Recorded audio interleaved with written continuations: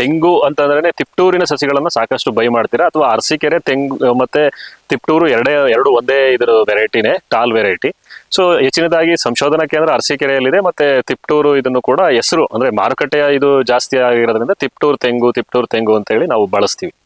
ಇಲ್ಲಿ ತೆಂಗಿನ ಸಸಿಗಳನ್ನ ನೀವು ನರ್ಸರಿಗಳಲ್ಲಿ ಏನ್ ಬೈ ಮಾಡ್ತೀರಲ್ಲ, ಸೊ ಇದು ನನ್ನ ಒಂದು ಸಲಹೆ ಅಂತ ಏನಾದ್ರು ಅನ್ಕೊಳ್ಳಿ. ನೀವು ರೈತರಿಂದ ನೇರವಾಗಿ ಖರೀದಿ ಮಾಡಿ. ಸೊ ಏನಕ್ಕೆ ಅಂತ ಹೇಳ್ತೀನಿ ಕೇಳಿ. ನರ್ಸರಿಗಳು ಕೆಟ್ಟವರು, ನರ್ಸರಿಗಳಿಂದ ಖರೀದಿ ಮಾಡಬೇಡಿ ಅಂತ ನಾನು ಹೇಳೋದಿಲ್ಲ. ಸೊ ಅವ್ರು ಏನಾದ್ರು ಕರೆಕ್ಟ್ ಆದ ವ್ಯಾಲಿಡ್ ಇದನ್ನ ನಿಮಗೆ ಇನ್ಫಾರ್ಮೇಶನ್ಸ್ ಕೊಟ್ರೆ ಖಂಡಿತ ಖರೀದಿ ಮಾಡಿ.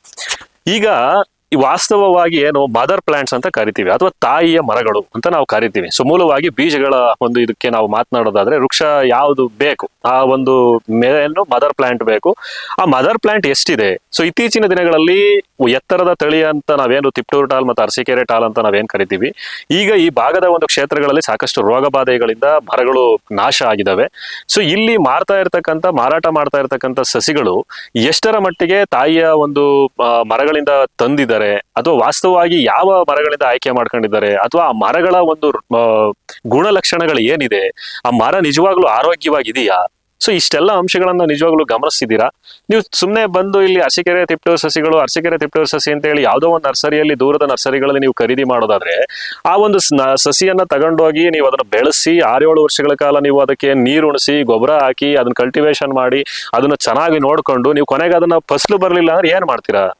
ಸಾಕಷ್ಟು ಕಡೆ ಇದು ಆಗಿದೆ. ಯಾಕೆ ಅಂತಂದ್ರೆ ನಾನು ಈ ವಿಡಿಯೋ ಏನಕ್ಕೆ ಮಾಡಿದ್ದು ಅಂದ್ರೆ, ನಮ್ಮ ತಿಪ್ಟೂರು ಮತ್ತು ಅರಸೀಕೆರೆ ಅಥವಾ ಈ ತುರುವೇಕೆರೆ ಈ ಭಾಗಗಳು, ಗುಬ್ಬಿ ಇದೇನಿದೆ, ಈ ಒಂದು ಚನ್ನರಾಯಪಟ್ಟಣ ಇರ್ಬೋದು, ಈ ತರ ಒಂದು ನಮ್ಮ ಭಾಗಗಳು, ಕಡೂರು, ಈ ಒಂದು ಕ್ಷೇತ್ರ ಚಿಕ್ಕಮಂಗ್ಳೂರು, ಈ ಒಂದು ಅಕ್ಕಪಕ್ಕದ ಒಂದು 4-5 ಜಿಲ್ಲೆಗಳನ್ನ ನಾವು ಮಾತನಾಡೋದಾದ್ರೆ, ಇಲ್ಲಿಂದ ನೀವು ಸಸಿಗಳನ್ನ ತೆಗೆದುಕೊಂಡು ಹೋಗಿ ನೀವು ಹಾಕಿ, ಅಲ್ಲಿ ಮೂಲವಾಗಿ ರೈತನ ಹತ್ರ ತೆಗೆದುಕೊಂಡು ಹೋಗಿ ಹಾಕಿ.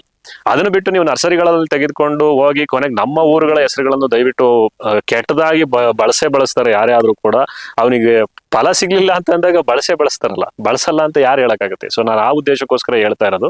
ವಾಸ್ತವವಾಗಿ ಇಷ್ಟೇನೆ, ಮದರ್ ಪ್ಲಾಂಟ್ಸ್ ಎಲ್ಲಿದೆ, ತಾಯಿಯ ಮರಗಳನ್ನ ನೀವು ಕರೆಕ್ಟ್ ಆಗಿ ನೀವೇ ಹೋಗಿ ನೋಡಿ, ಸಸಿಗಳ ಆಯ್ಕೆಗಳನ್ನ ನೀವು ಮಾಡ್ಕೊಳ್ಬೇಕಾದ್ರೆ ನೀವೇ ತೆಂಗಿನಕಾಯಿಯನ್ನ ತೆಗೆದುಕೊಂಡು ಹೋಗಿ ನೀವೇ ಸಸಿನ ಮಾಡಿ ನೀವು ಬೆಳೆಸ್ಕೊಂಡು ಹಾಕಿ. ಇಲ್ವಾ ನಿಮಗೆ ಗೊತ್ತಿರೋರ ಹತ್ರ ಅಥವಾ ನಿಮ್ಮ ಸ್ನೇಹಿತರ ಹತ್ರ, ನೋಡಪ್ಪ ನನಗೆ ಇನ್ನೊಂದು 2 ವರ್ಷ ಅಥವಾ 1 ವರ್ಷಕ್ಕೆ ನನಗೆ ಸಸಿ ಬೇಕು, ಮೊಳಕೆ ಸಸಿನೋ, ಗೆಪ್ಪೆ ಸಸಿನೋ, ನನಗೆ ಒಂದಿಷ್ಟು ಪಿಪಿ ಗರಿ ಆಗಿರೋ ಸಸಿನೋ, ಈ ತರ ಒಂದಿಷ್ಟು ಸಸಿಗಳನ್ನ ನನಗೆ ಮಾಡಿಕೊಡು ಅಂತ ಹೇಳಿ ಮಾಡಿಸ್ಕೊಳ್ಳಿ. ಸೊ ಆ ಒಂದು ವಿಚಾರ ನಿಮಗೆ ಅನುಕೂಲ ಆಗ್ತದೆ ಅಂತಕ್ಕಂಥದ್ದು ನನ್ನ ಒಂದು ವೈಯಕ್ತಿಕ ಅಭಿಪ್ರಾಯ.